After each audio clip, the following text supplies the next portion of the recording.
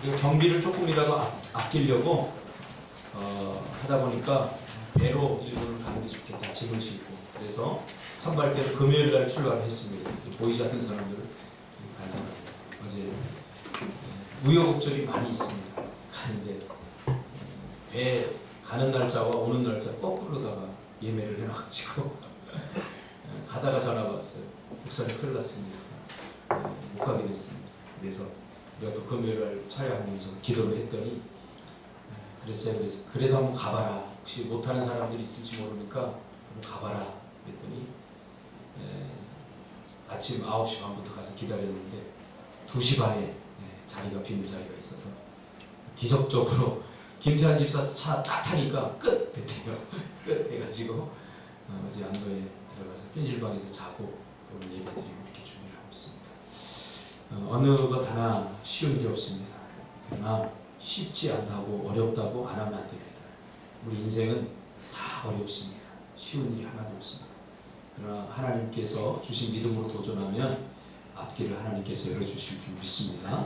우리 젊은 날에 포기하는 것부터 배우면 안 됩니다. 하고 싶은 것만 하는 그런 얍삽한 마음부터 배우면 안 됩니다. 젊은 날에 도전하는 또 우리 교회 홍술교도 젊지 않습니까? 우리 교회에서 젊은 층에 속하는 7년밖에 안 된 교회입니다. 앞으로 하나님 교수님 믿음으로 도전해 나가는 여러분들 되시기 바랍니다. 오늘 말씀 우리 중심에서 앞장서야 끌려다니지 않는다. 앞장서야 끌려다니지 않는다 라는 제목으로 하나님 말씀 전하겠습니다. 오늘 본문은 예수님께서 갈릴리 해변에서 제자들을 부르시는 장면입니다. 우리가 잘 아는 예수님의 제자 중에서도 수제자라고 일컬는 4명의 제자를 오늘 예수님께서 갈릴리 해변에서 부르시는 그러한 장면입니다. 12제자 중에서 가장 핵심적인 제자들이었죠. 한 공동체, 한 무리가 있으면 그 무리를 이끄는 사람들이 있습니다. 이끄는 사람들. 보통 우리 리더십에서는 한 2%가 이끌다 이렇게 생각합니다. 10명이면 2명, 그렇죠? 100명이면 20명. 2%가 한 공동체를 이끌어가는 핵심이다 이렇게 이야기를 합니다. 그런데 오늘 12명의 제자 중에 예수님께서 특별히 이 4명의 제자를 세우셨습니다. 그래서 이 4명의 제자가 예수 공동체, 바로 제자 공동체의 핵심적인 리더십의 역할을 한 것을 보게 됩니다. 오늘 본문에 보니까 시몬 베드로와 그의 형제 안드레, 그리고 세베대의 아들 야고보와 그의 형제 요한, 이렇게 4명을 부르는 것을 봅니다. 이들의 직업은 어부였습니다. 우리가 잘 알듯이 어부들은 굉장히 와일드합니다. 성격이 급합니다. 도전을 좋아합니다. 배를 탄다는 것 자체가 도전 아니겠습니까? 그렇죠? 얼마 전에 보니까 우리나라 사람이 배를 요트를 한 대 사가지고 세계 일주를 했더라고요. 세계 일주. 보니까 그 세계 일주를 한 그 이야기를 들어보니까 죽을 고비를 수도 없이 넘기는 걸 보게 됩니다. 이렇게 수영을 하고 배가 뭐 6번, 7번이나 뒤집히고 요트가 수영을 하다가 상어가 쫓아와가지고 죽을 뻔하고 아무튼 생사를 가르는 일들이 그 안에서 일어나죠. 사람이 물어봐요. 아니 당신은 목숨이 하나인데 뭐 때문에 이런 위험한 도전을 합니까? 이렇게 물어봤더니 어차피 인생은 도전입니다. 우리가 어디에 서 있든지 간에 우리는 날마다 생명의 위협을 받고 요트를 타나 어디를 타나 중요한 것은 어떤 환경이 아니라 내가 가지고 있는 신념, 내가 가지고 있는 믿음입니다. 그런 이야기를 하는 것을 제가 들었습니다. 아무튼 이 어부들은 굉장히 도전적이고 와일드합니다. 또 말보다는 행동을 굉장히 중요하게 여기는 굉장히 행동주의적 사람들이고 야성미가 넘치는 사람들이죠. 그런가 하면 이 배를 타는 사람들은 성격이 급하고 뭔가 분주하게 움직여서 실수를 또 많이 하기도 합니다. 제가 예수님 같았으면 절대로 이 어부들을 안 택했을 거예요. 왜냐하면 굉장히 좀 안정적이고 또 말도 좀 잘 듣고 순종적이고 그런 사람들을 택하지 않았겠어요? 뭔가 좀 안정적인 사람들. 근데 이 제자들은 굉장히 야생마 같아서 말도 잘 안 들어요. 보세요. 베드로가 막 예수님이 이야기하니까 안 됩니다. 죽으면 안 됩니다. 그러면서 막 그러지 않습니까? 이런 것을 보면서 왜 예수님은 하필이면 굉장히 수준 있는 사람들, 안정적인 사람들, 순종적인 사람들, 이런 사람들을 뽑지 않고 이렇게 와일드한 사람들, 실수투성인 사람들, 이런 사람들을 예수 공동체의 핵심적인 리더십으로 뽑았을까? 여기에 대한 궁금증이 있습니다. 그렇죠? 좀 많이 배운 사람들, 수준 있는 사람들, 그리고 논리적인 사람들, 이성적인 사람들, 뭔가 계산도 빠른 사람들, 뭐 이런 사람들을 뽑았으면 훨씬 더 예수 공동체가 견고하고 완벽하게 안정적이 되었을 것이라고 생각합니다. 그러나 예수님이 뽑은 이들은 굉장히 불안정한 사람들이에요. 불안한 사람들이에요. 실수투성인 사람들이에요. 논리적이고보다는 굉장히 다혈질적인 그런 사람들. 왜 주님은 도대체 이러한 사람들을 뽑았을까? 어떻게 보면 인생은 사람을 얻는 일 아닙니까? 어떤 사람을 가까이 하느냐, 우리 공동체에 어떤 사람이 들어오느냐, 또 내 주변에는 어떤 사람과 함께 할 것인가. 어떻게 보면 제가 교회를 하다 보니까 이 사람을 얻는 것이 굉장히 중요한 일입니다. 그러면 예수님이 그런 생각을 못했을까요? 저는 했으리라고 생각합니다. 저도 이 교회를 개척하면서 교회를 이끌어가면서 참 사람이 너무너무 중요하다. 그것을 매일매일 순간순간 절감하고 있습니다. 한 사람에 의해서 공동체가 어려움을 당하기도 하고 또 한 사람에 의해서 공동체가 힘을 얻기도 하는 이런 것들을 보면 이 사람이 굉장히 중요한 일입니다. 그러면 예수님께서는 왜 도대체 이 실수투성인 이 와일드한 야생마 같은 사람들을 뽑아서 예수 공동체 핵심 리더십으로 세웠을까요? 주님이 모범생을 뽑은 게 아니죠. 주님이 본 것은 그들의 열정과 의지를 본 것 같습니다. 본문에 보니까. 그리고 이 네 제자의 예수님과 함께한 그 삶을 계속 추적해 보면 이들은 뭔가 굉장히 열정이 있었던 사람이에요. 예수님이 사마리아 땅을 이렇게 다 걸어가려고 하다 보니까 사마리아 사람들이 당신 우리 땅을 걸어오면 안 됩니다. 우리 땅을 지나가면 안 됩니다. 하고 사마리아 사람들이 말리니까 우레의 아들 요한이 뭐라고 그래요? 예수님 확 저것들을 하늘에서 불을 내려서 다 쓸어버리죠. 그렇죠? 얼마나 열정적이고 도전적이고 와일드합니까? 마치 배세강 집사를 보는 듯해요.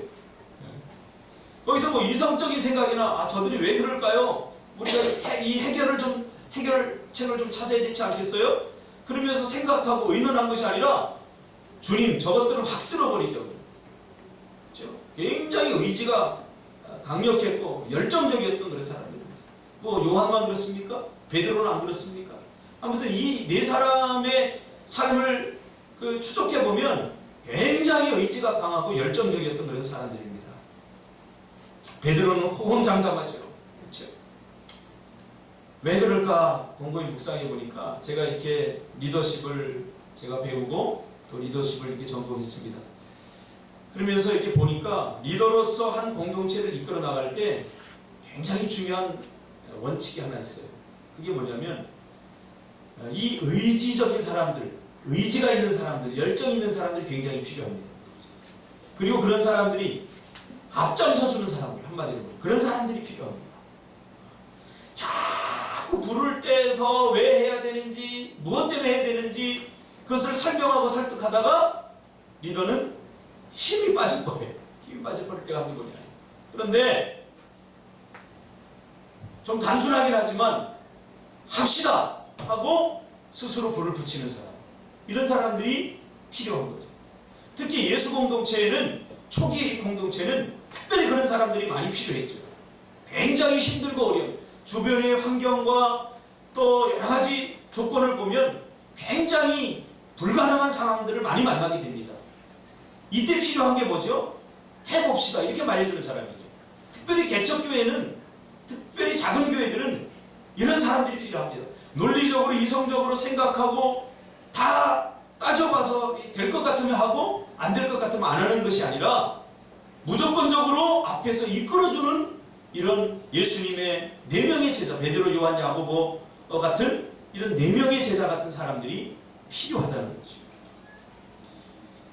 제가 사람을 이렇게 만나서 뭔가를 일을 할 때도 기본적으로 에너지가 없는 사람들은 자꾸 에너지를 불어넣어요.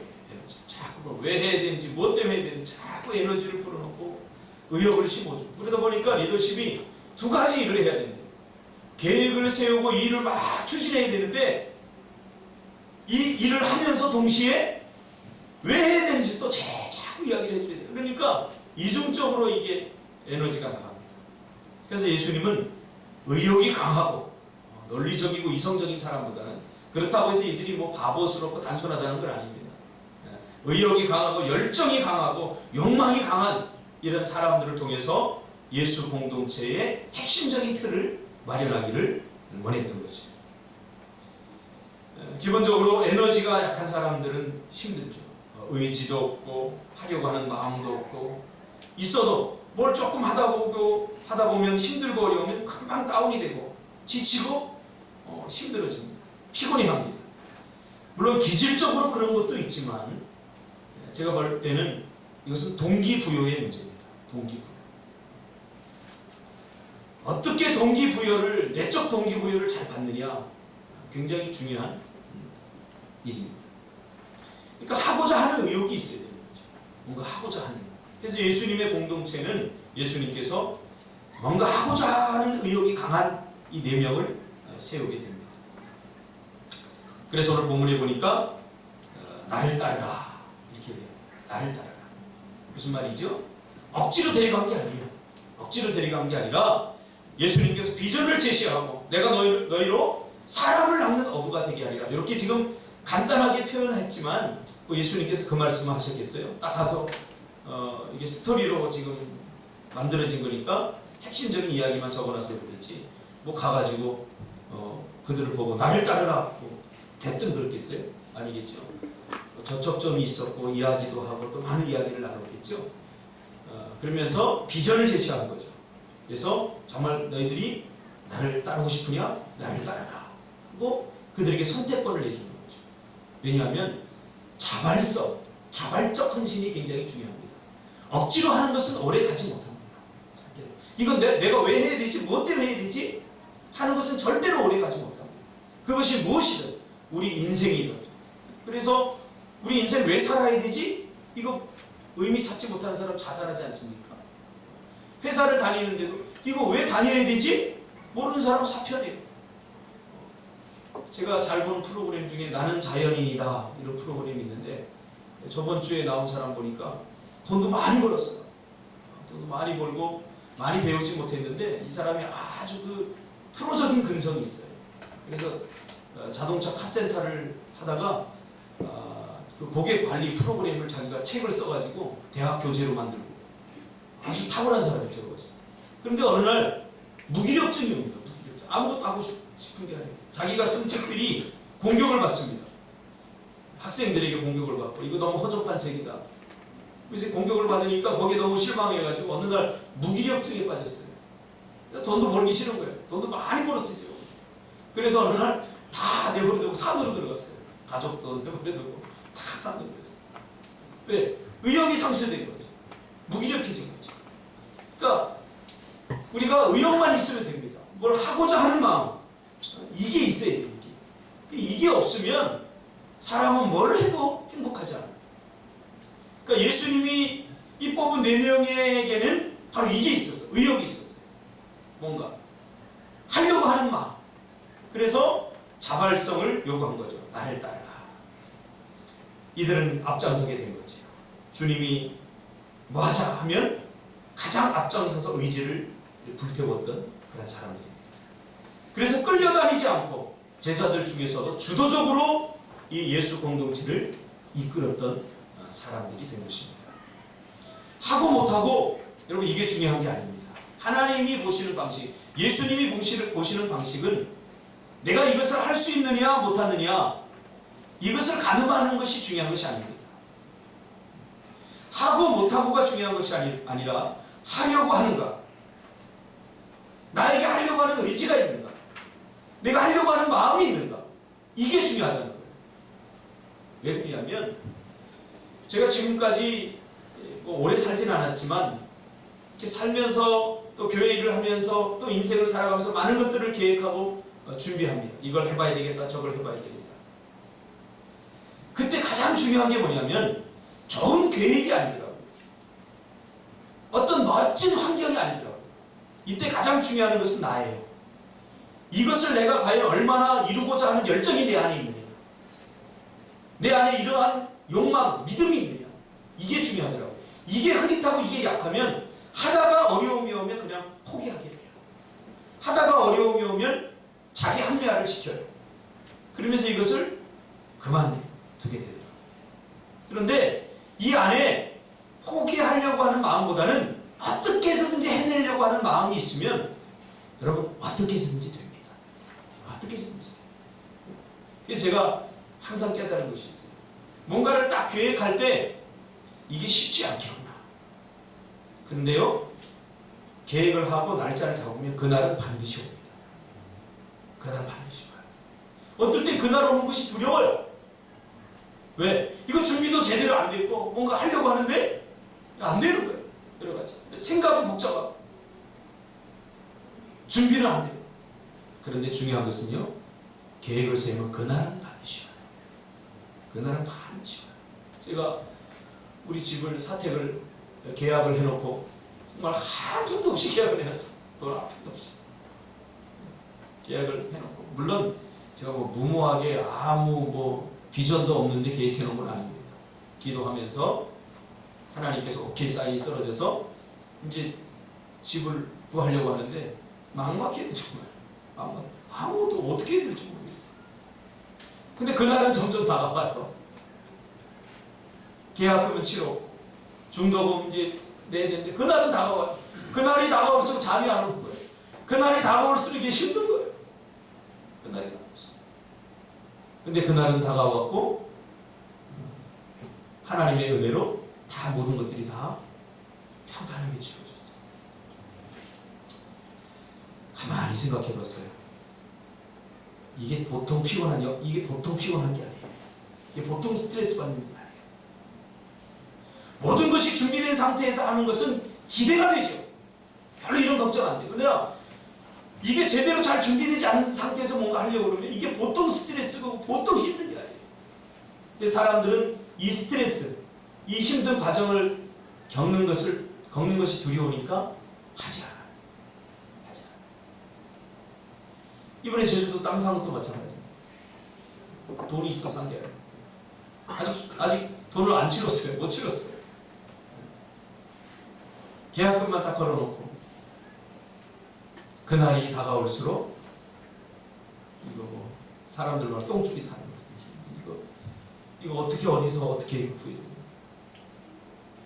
근데 이 안에 주님이 주신 열정이 있으면 이게 스트레스보다는 어떤 잔잔한 기대감이 생깁니다. 시간이 지나요. 이런 것들을 한 번, 두 번, 세 번 겪다 보면 그 다음에 담대함이 생깁니다. 어차피 여기 아무것도 없이 시작하지 않았습니까? 그러니까 잃을 것도 없어요. 도전해. 열정이 중요해요. 그러니까 예수님이 보는 것은 바로 이것을 보는 거예요. 베드로 보세요. 베드로는 정말 얼마나 많이 실수했습니까? 심지어는 절대로 난 주님을 버리지 않겠습니다. 그랬다가 닭새고 울기 전에 3번이나 부인한 이 나쁜 놈이에요. 얼마나 실수투성이고 얼마나 덤벙됩니까? 그런데도 예수님이 그를 다시 찾아가서 그의 기회를 줬더니 그는 다시 시작합니다. 왜? 베드로 안에는 이 열정이 아직도 있었던 거죠. 예수님 부인하면서 예수님에게 볼낯이 없어서 야, 나 같은 건 이게 형편없구나. 자기 자신에게 실망하고 다시 고향으로 갔지만, 그러나 베드로 안에는 여전히 이 마음이 꿈틀거리고 있었던 거죠. 이 마음이, 이 열정이 있었던 거죠. 그래서 주님이 찾아가서 다시 그에게 기회를 주니까 그는 다시 시작할 수 있었던 거죠.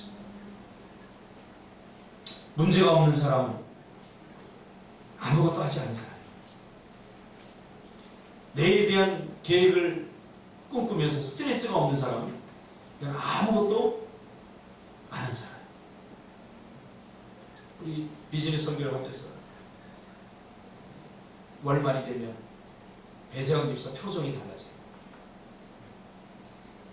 딱 이런 초가 되면 아주 신납니다. 배세영 집사 신나게 돌아다니면서 막 커피 들고 돌아다니고 막 옛날 어른들 말에 쥐가 뭐 풀빵불이 뭐 들락날락하지 막 들락날락하지. 그러나 월 말이 되면 표정이 어두워지면서 뭔가 정적이 됩니다. 왜 그럴까요? 마무리해야 되죠. 사업하는 사람들은 월말에 들어갈 돈이 있고 메꿔야 될 돈이 있고 이게 힘든 거예요. 그러나 이거 감당 못하는 사람은 절대 아무 일도 못합니다. 사업 아무나 하는 게 아니에요. 안정적으로 그저 100만 원 딱 뿌려놓고 그런 사람들 공무원 하는 게 제일 안정적으로 직장에서 돈 나와. 사업하는 것은 그야말로 폭풍 치는 바다 위에 뗏목을 하나 띄우는 거랑 마찬가지입니다. 변화무쌍한 일들이 일어납니다. 우리 인생도 마찬가지고 우리 신앙도 마찬가지입니다. 우리 신앙생활. 뭐 내가 계획한 대로 됩니까? 내가 꿈꾸는 대로 됩니까? 아닙니다. 가장 중요한 게 뭐죠? 우리 안에 이 열정, 주님을 향한 열정, 신앙에 대한 열정, 믿음에 대한 열정, 이것이 중요하다는 거예요. 이게 없으면 아무것도 못합니다. 아무것도 못합니다.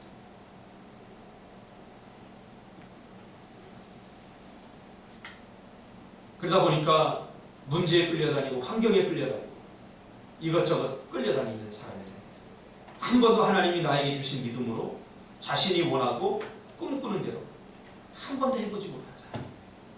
그렇게 되는 거죠. 뭘 하고 싶은데 하자니까 이거 걱정되고 저거 걱정되고 다 걱정되고 한 번도 자기가 하고 싶은 거 못하는 거예요. 해봐야 되지 않겠습니까? 언제까지? 한번 해봐야 되지 않겠습니까? 언제까지 다른 사람들이 하는 대로 끌려다닙니까? 그래서 불평하면서 불평하죠. 끌려다니는 사람들 항상 불평하게 돼 있어요. 그러니까 앞장서야 돼요. 앞장서는 사람들은 어떻게든지 해내려고 하는데 뒤에서 끌려가는 사람들은 어쩔 수 없이 끌려가니까 불평이 당연히 나올 수밖에 없는 거죠. 그러니까 예수 공동체에 가장 필요한 사람이 뭡니까? 바로 이런 사람들이에요. 포기하지 않고 계속해서 열정을 불태우는 사람들. 물론 실수도 많지만 그 왜 실수를 합니까? 많이 하니까 실수합니다. 자꾸 하려고 하니까 실수합니다. 안 하는 사람들에게 실수도 없어요. 언제까지 다른 사람이 내 인생을 끌어가도록 내버려둘 겁니까? 언제까지 불평만 하고 있을 겁니까? 언제까지 망설이기만 하고 있을 겁니까? 스티븐 코비가 쓴 성공하는 사람들의 7가지 습관, 거기 보면 첫 번째 습관이 주도적이 되어요. 이 스티븐 코비가 미국의 200년 역사 속에서 가장 성공한 사람들, 가장 영향력 있는 사람들 200명을 연구했어요. 200명을 연구해서 이들의 공통점을 뽑았어요. 뽑기 시작했어요. 뽑아서 추려봤더니 이 7가지입니다. 영향력을 주는 사람들, 리더십들에게는 반드시 미국을 움직였던 사람들에게 이것이 있다는 거예요. 첫째로는 주도적이 되라. 이걸 첫째로 뽑았어요.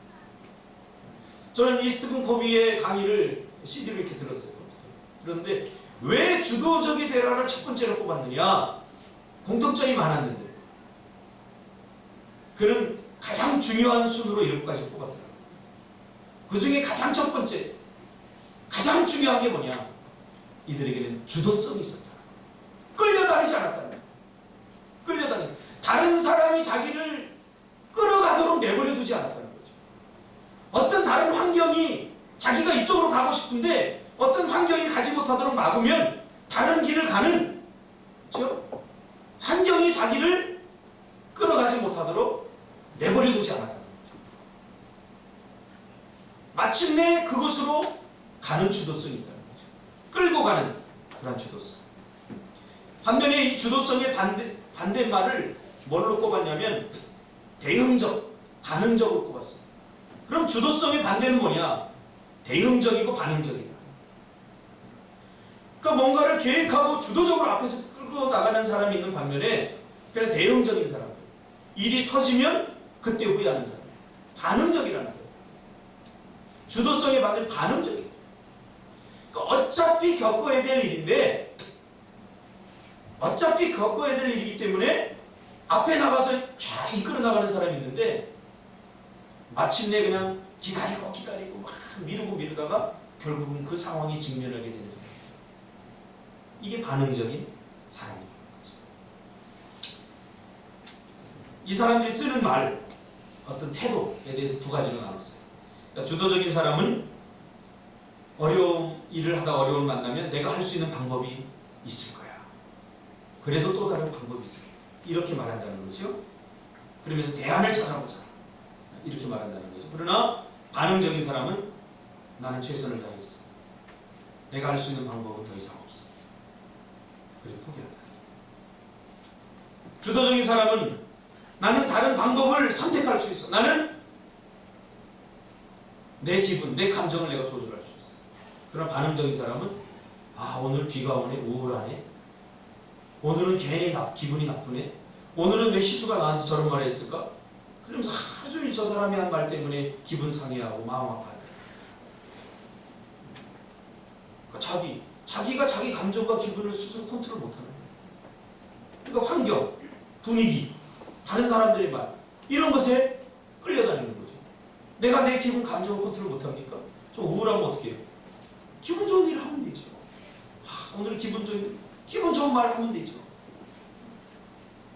제가 보니까 내가 기분 좋으려면요 간단합니다.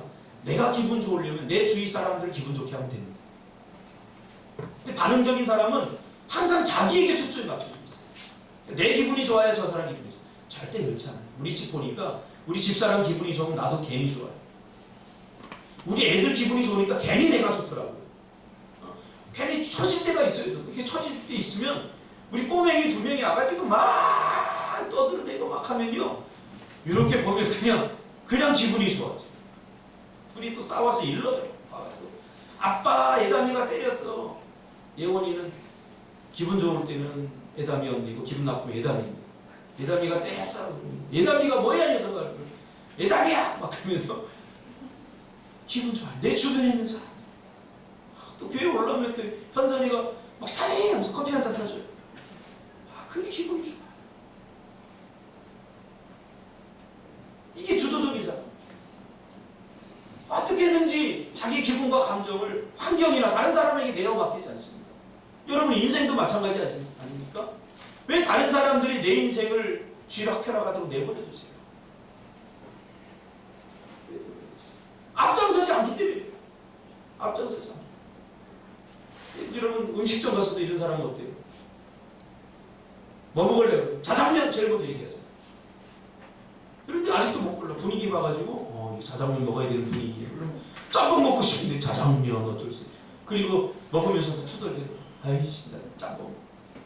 그리고 와서도 계속 투덜대고 그것으로 끝나면 괜찮아요. 마음속 깊은 곳에 간직해뒀다가 평생 가는 거죠. 먹고 싶은 거 드세요 그냥.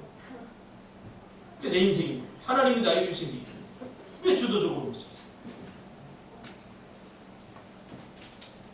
저 사람이 나를 화나게 하도록 내버려 두지 마세요. 저 사람이 나에게 화나게 하는 말을 했다고 왜 화납니까? 물론 그럴 수 있죠. 오래 가지 않도록 내가 내 기분 상한 감정을 빨리 컨트롤하고 이거 중요하지 않습니다. 그러니까 우리 젊은이들 보니까 감정 통제를 잘 못하더라고요. 그래서 요즘 제가 한 2달 전부터 감정 통제를 하는 훈련을 시킵니다. 좀 기분 나쁘게도 합니다. 일부러 기분 나쁜 막 합니다. 그 표정을 봐요. 잘 못해요. 기분 통제, 감정 통제 잘 해야 됩니다. 왠지 아세요? 사단이 그걸 통해서 역사합니다.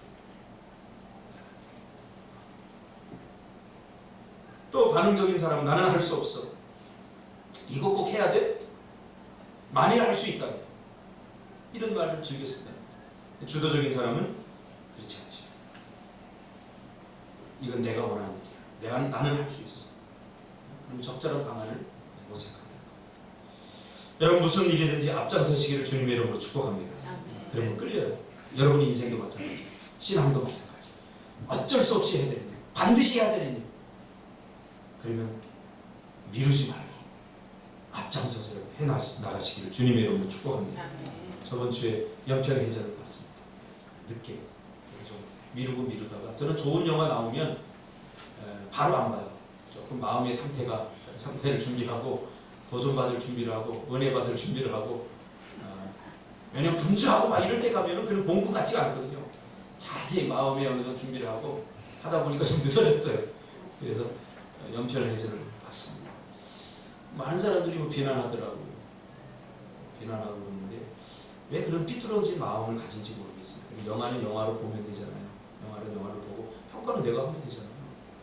그래서 저는 이 영화를 보거나 뭘 하면 평가를 어느 쪽으로 보냐면 뭐 그렇게 아주 크리티컬하게 막 비판하고 이 볼 가치도 없다, 이거 민족주의다 뭐 이러면서 하는 것 그런 것보다는 어떤 면에서 도전을 받을 수 있느냐 그것을 항상 봅니다. 저는 백령도에 살았기 때문에 누구보다도 뭐 이 안보 의식에 대해서 어릴 적부터 추천하게 어떻게 보면 세뇌 교육이죠. 교육을 받은 사람. 그래서 대학 가면서 이런 것들이 조금 무너지게 했지만은 백령도 살면서요. 이건 정말로 야 우리가 전쟁하고 있구나 그것을 우리는 매일 느꼈어요. 왜냐하면 친구 아버지가 고기 잡다가 북한 애들한테 잡혀가요. 북한 애도 고기 왔다가 어슬렁어슬렁 하다가 우리 배들이 막 고기 잡느라고 심취해 고기 많으니까 고기 잡는 심취해 있어서 가면 잠깐 한눈 파는 사이에 배들 앞에서 끌고 가요. 제 친구도 아버지가 북한에 끌려가지고 아직도 못 하셨어요. 연좌제에 걸려가지고 이 친구는 공부하면 어떻게 해요? 그런 일이 한두 번이 아니에요.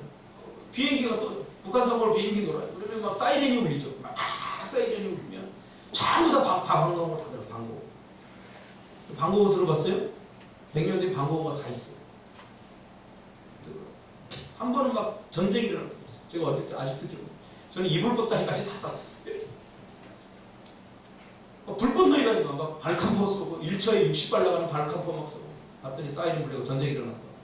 보니까 북한 비행기들이 우리나라 상공에 수십 대가 떠가지고 호위를 하면서 위협을 하는. 그러니까 우리나라에서 경고사고가 있는데 안 들으니까 비행기 잡는 포 있죠. 배세강 알죠? 발칸포. 물론 명중률은 떨어지지만 위험령으로다가 발칸포를 쏘는. 그게 실제. 지금도 연평해전도 보세요. 많은 우리 젊은이들이 죽지 않았습니까? 그러니까 군인들 이 연평해전을 보면서 그걸 제가 느꼈어요. 왜 죽었느냐? 충분히 전쟁이 일어나도 안 죽을 사람은 안 죽습니다. 막 싸울 때 배 밑으로 들어가 있으면 안 죽습니다. 그걸 느껴야 돼요. 못 느끼겠습니까? 서바이벌 게임 다 해봤죠? 총 안 맞으려면 가만히 나무 뒤에 숨어서 총 한 발만 이렇게 나무 뒤에 쏘면 살아남습니다. 그러나 용감하게 적진을 향해서 한 놈이라도 잡아보자고 앞장서는 사람은 반드시 총 맞아 죽습니다. 그 사람들이 증언하지 않습니까? 계속 그 기관총을 쏘면서 자기가 더 위험에 노출이 됩니다. 보통 기관총을 쏘면 최고 타켓 아닙니까? 여러분 군대 다 가봤죠? 최고 타켓 여러분 훈련 받을 때 뭐라고 받았어요? 집중적으로 쏘아야 되는데 거기가 첫 번째 무너져야 돼요. 그래서 모든 화력이 그곳에 다 집중돼요. 총알이 제일 많이 나가는데 제일 먼저 죽지요. 그렇죠? 총 쏘는 총알이 나오는데 집중 폭격을 맞게 되어 있습니다. 그러니까 앞장서면 죽습니다. 절대 앞장서지 마세요. 그런 교육을 받았습니까? 아닙니다. 그들 때문에 그 앞장선 그들 때문에 우리는 빚진 게 많죠. 지금 우리가 이렇게 편안하게 살아가고 우리가 그것을 기억해야 돼요. 신앙도 마찬가지입니다. 믿음도 마찬가지입니다. 앞장서야 끌려다니지 않습니다. 우리 인생은 어차피 다 죽지 않습니까? 다 살아요. 그런 사람이 있으면 손 들어보세요. 나는 비겁하게 비굴하게 정말 쫀쫀하게 쫌생이처럼 몸살이면서 오래 살고 싶다. 아니면 가치 있는 일 하다가 내가 짧은 삶을 살아도 가치 있는 삶을 살고 싶다. 물론 마음은 한쪽에서는 그런 삶을 살고 싶지만 또 한편에서는 쫀쫀하게 살고 싶은 분들이 있겠죠. 우리의 결단입니다. 오늘 예수님은 그런 제자들 앞에서 결단을 요구합니다. 나를 따르라. 그러니까 이 네 명이 어떻게 했어요? 모든 것을 버려두고 주님을 따랐다라고 얘기했습니다. 이들에 의해서 기독교 역사가 바뀌고 이들에 의해서 예수 공동체가 부흥하는 것을 보게 됩니다. 저는 확실합니다. 진정한 리더십, 진정한 리더는 바로 앞장선 사람. 기도하겠습니다. 하나님,